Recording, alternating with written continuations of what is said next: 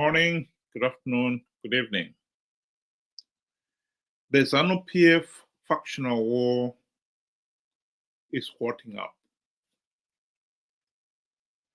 This letter, signed by the Secretary to the President and Cabinet, announced that one Lieutenant General Anselmo Namu Muchida Musingadi Sanyatwe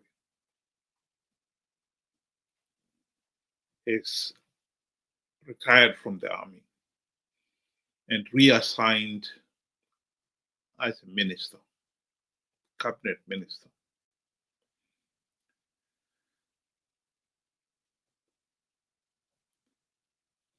Many people believe this was a deliberate move by Mnangagwa to take away some of VP Chwenga's allies who are in the army. It's not the first time this has happened, of course. A number of them were retired and a number of them were promoted to become ambassadors with the sum effect of taking them out of the army. And here is the latest one. Many people do not doubt that this is not a promotion. This is a demotion. And some people have been speculating that the whole thing was rushed. It did not follow the Constitution. The retirement of a senior army officer like him could not be done with immediate effect without him getting a formal notification of the retirement, etc., etc. But that is another issue. My main issue here is, who is this man? Well, the first time some of us heard about him was in the incident of the shoot to kill of 1st August 2018. His name was mentioned several times, that he had been one of the senior officers who had carried out that order.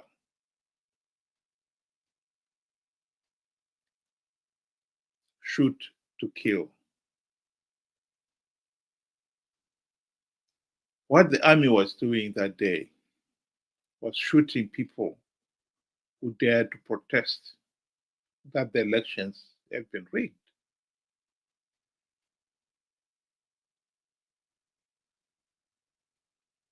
Of course the people were right. Of course the elections were rigged. It is a pity that the nation was misled by the opposition into participating in those flawed elections. This was the year when Nelson Chamisa famously said that MDC Alliance had stringent measures to stop Zanu PF rigging the elections. And that the day after the voting was done, he was the one who was complaining that the elections were rigged. A familiar tune to most Zimbabweans who have followed Zimbabwe's political history.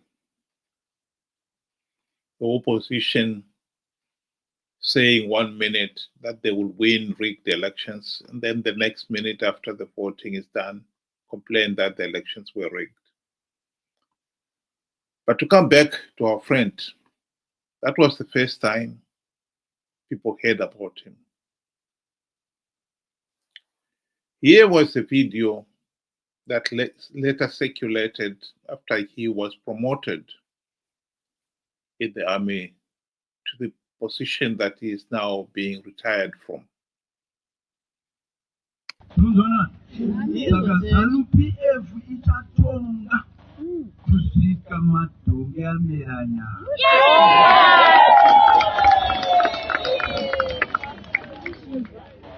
Muchida Musingadi. Apa ndakutaura sakomanda ami. Shashandisa inonzi command 40. Yes.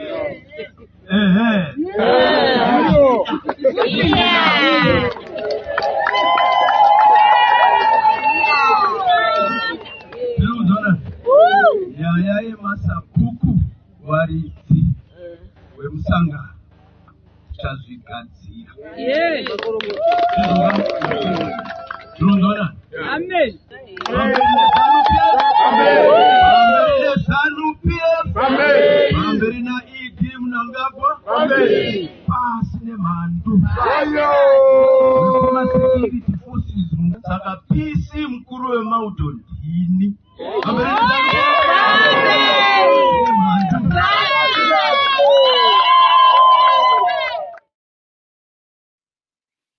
If anyone doubted that Muchida Musingadi Sanyatwe is not a Democrat, there you've had a chance to hear it for yourself. So here is one of the other key players on the nyanga side. One of the key players on the so-called Geza uprising. How anyone can believe that the Geza uprising would deliver democratic change just beggars belief. These are individuals who are fighting among themselves. Zanu PF, one faction faces another. Each of the faction is committed to Zanu PF ruling until the donkeys have sprout horns. They are only fighting over who should be ruling.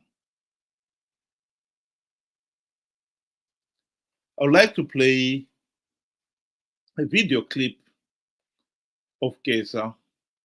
He is one of the ringleaders in this drive from Mnangagwa to step down, speaking on this issue of what this really is all about.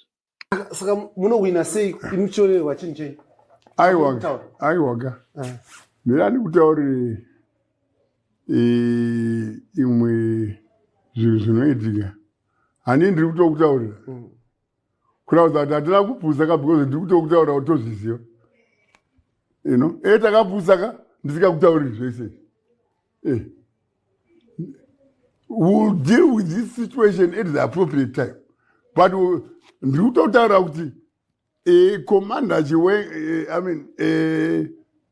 vaMnangagwa, right? Navachiwenga, handidi, right? Ngava dissolve policy bureau. Tikwane isu, varizive chunhu. Ngava dissolve cabinet. Inozinana kazembe, vana soda, vanani, havambozviita vane kupaniwa. Vane kambamura, vanani. You know, why do you hate your comrades? You know, kune general, kune retired CIO vakawanda, kune retired commissioners of police and other senior officers vakawanda. Havadiwe. Maybe the president is looking at capacity and capability. Bullshit. When I'm grade 7, I know capacity and capability. Grade 7. You know, what a beast you're going. Now I was Minister of State, Mangwana Provincial Minister. It's terrible. It's terrible. We are not apologetic about it. Children change. Turn out of Pinda, not out of the president, one was motor, one was she don't have a bodyguard in. But you've got your own cars. You've got a hotel It's your house that you built in Sanyatwe. Why do you want all this? I You've got money. want to be rewarded as well, not to be used like a political condom all the time. I'm not a political condom. And urikona vana mahiya vaya vana vamwe. The truth of the matter is, Zimbabwe had the great misfortune of having an armed struggle and failing to pose the relevant and pertinent question: what kind of leaders would an armed struggle throw up? And the follow-up question: are those the kind of men and women who would want to rule independent Zimbabwe? The whole nation should have seriously looked into those questions and prepared themselves if the armed struggle should throw the kind of leaders whom you know this is not the kind of individuals you want to rule the country. When Zanu PF said during the 1980 elections, the one that was to usher in independent Zimbabwe, when the party made it abundantly clear that if it doesn't win the election, the Bush war would continue, that should have got the alarm bells ringing in everybody's head. What kind of leaders is our armed struggle thrown up?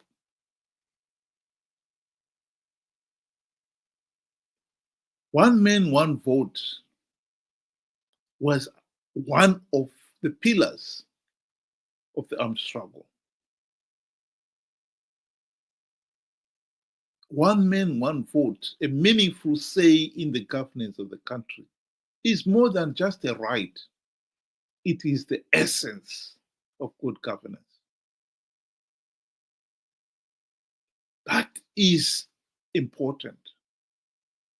And yet here we are, after waging a bitter armed struggle, when the people now have got finally the opportunity to exercise that fundamental right.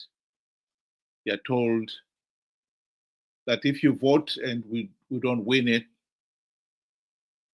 the armed struggle will continue. Of course, the people voted to end the Bush war. And like all such cases, when you try to appease a dictator, the more you try to appease them, the more they demand. Because as we know, although the Bush war did not continue, Zanu PF started another war. And this time it was now using the state power and institutions to carry out that war. The Kukurahundi massacre started in 1983 and lasted until 1987. The primary purpose of the Kukurahundi massacre was to force PF SAPU to give up its independence. Because PF SAPU was the only real serious challenge to the Zanu PF party. The late Dr. Joshua Nkomo and his colleagues finally relented, and signed the Unity Accord in 1987. And that paved the way for the imposition of the de facto one-party state that has ruled the country to this day. The mentality of people like Mnangagwa, Chiwenga, Mugabe, Geza, Muchida Musingadi, Sanyatwe is typical of Zanu PF thuggeries. They believe they have the right to rule the country, the divine right to rule the country and to loot. This is at the heart of Zimbabwe's problem. And the idea that we can somehow change it by swapping one dictator for another is madness, to say the least. People of Zimbabwe should come to their senses and realize that these Zanu PF factional wars are not about restoring the democratic values and rights of all the individuals. They're just about which faction is going to be controlling the dictatorship. That has nothing to do with what we are fighting for. And I argue that people should seriously reconsider siding with this Geza revolution. This is a Zanu PF internal fight that we, the ordinary people, have got nothing to do with, because we stand to get nothing from it. I don't see how anyone can view what happened in 2018 after the 2017 military coup as progress. Mnangagwa promised to hold free, fair, and credible elections. Only 8 months later, to blatantly rig those elections. Chiwenga, even if he was to sign an agreement with some of the opposition leaders to hold free, fair, and credible elections, even if they were to form a GNU, I can tell you now that they will never implement any meaningful reforms.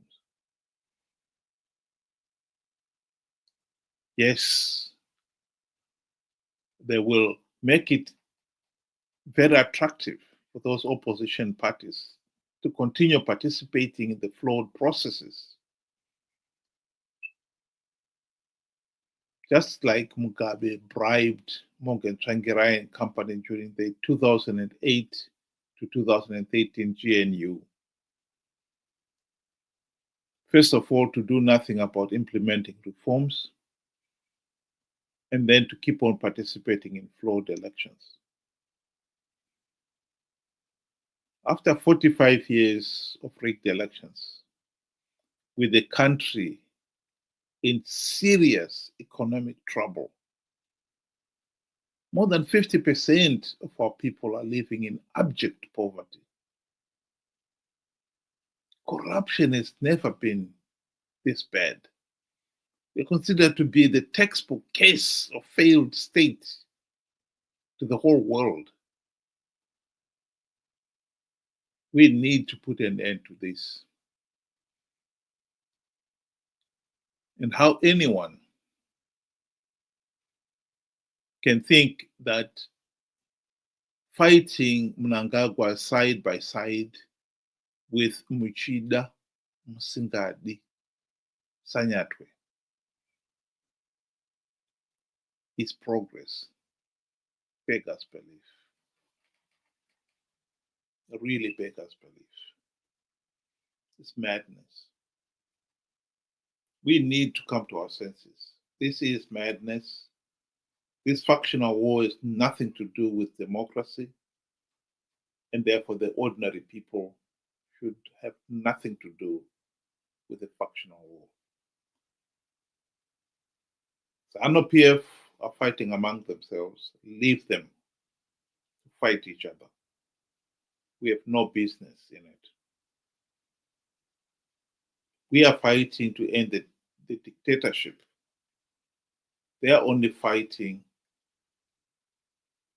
to establish which of them should be the top dog. They will never want to dismantle the dictatorship. So we cannot be partners, even partner one faction. Think about it. Thank you very much. Have a good evening.